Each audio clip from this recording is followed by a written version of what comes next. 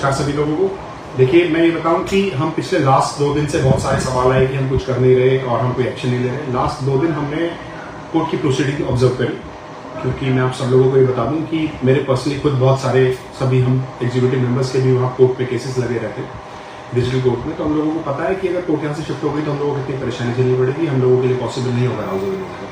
तो हमने उसको ऑब्जर्व किया, क्योंकि 2 अलग अलग नोटिफिकेशन है। एक नोटिफिकेशन है कि 32 डिजिटल कोर्ट्स में ट्रांसफर कर दी गई, और दूसरी एक नोटिफिकेशन हमारे पास रजिस्ट्रार जनरल से है, जिन्होंने कहा कि टेम्पररी अरेंजमेंट बनाया गया है सिर्फ जजेस को वहां बैठाने का, और बाकी सारा काम यहाँ पर होगा, जैसे कि फाइलिंग, ओरिजिनल फाइल, स्टाफ सब यही रहेगा। वो जजेस एविडेंस तक यहाँ होंगे, और वो जजेस जो डिजिटल कोर्ट के हैं वो अपनी ओरिजिनल जुरिस्डिक्शन के डीजे के अंडर रहेंगे। तो उन 2 दिन में हमने अब 2 दिन में ये काम ऑब्जर्व किया। हमने लाइव उस कोर्ट को ज्वाइन करके उसकी प्रोसीडिंग्स वॉच करी।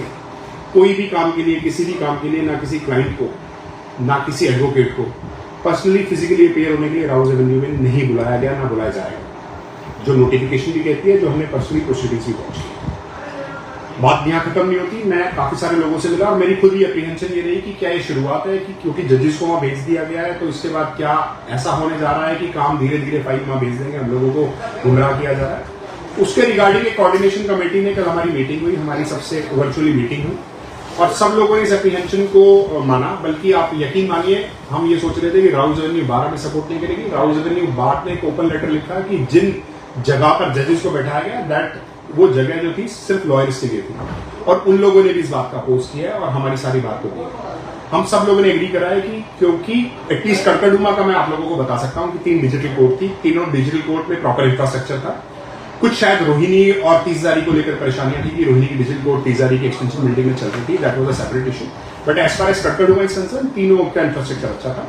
तो हम कोऑर्डिनेशन कमेटी ने डिसाइड किया है कि हम जाएंगे चीफ जस्टिस साहब के पास, एक रिप्रेजेंटेशन देंगे, उनसे मिलेंगे, और अगर किसी भी स्टेज पर किसी भी वकील को या क्लाइंट को at present Rouse Avenue court में इन पर्सन बुलाने के लिए कहा जाता है, कोई भी प्रोसीडिंग के लिए पर्सनली वहां पर जाने के लिए बोला जाता है, तो एजुटेशन इमीडिएटली शुरू करेंगे।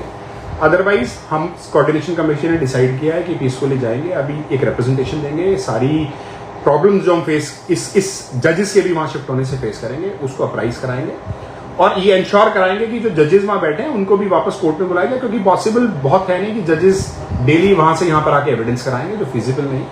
तो हम सब चीजों को देख रहे हैं, अभी ये शुरुआत हुई है, और मैं आपको इंश्योर कर रहा हूं कि किसी भी क्लाइंट को या किसी भी वकील को अभी राउज एवेन्यू न जाना पड़ रहा है, और इंश्योर करेंगे ना आगे जाना पड़े। और इस बात के लिए भी कोऑर्डिनेशन कमेटी के से कलेक्टिवली एफर्ट करेंगे, क्योंकि सारी बात की बात है, सारी बात जो भी एजुटेशन होगी, जो भी कुछ होगा, सारी कलेक्टिवली एफर्ट होगा, अगर कल को ये यहां से ट्रांसफर होने के लिए एक फर्दर कोई आगे कोई फर्दर स्टेप लिया जाता है। तो आप सब लोग विश्वास रखिए, हम बार एग्जीक्यूटिव, पूरी कोऑर्डिनेशन कमेटी आप लोगों के साथ है, और हम ये इंश्योर करेंगे कि यहां से कोई भी काम, किसी भी तरीके का डिजिटल कोर्ट या और भी कोई कोर्ट इन फ्यूचर यहां से कोई शिफ्टिंग नहीं होने देंगे, सारा काम यही रहेगा, आप लोगों को परेशानी नहीं देंगे। Thank you.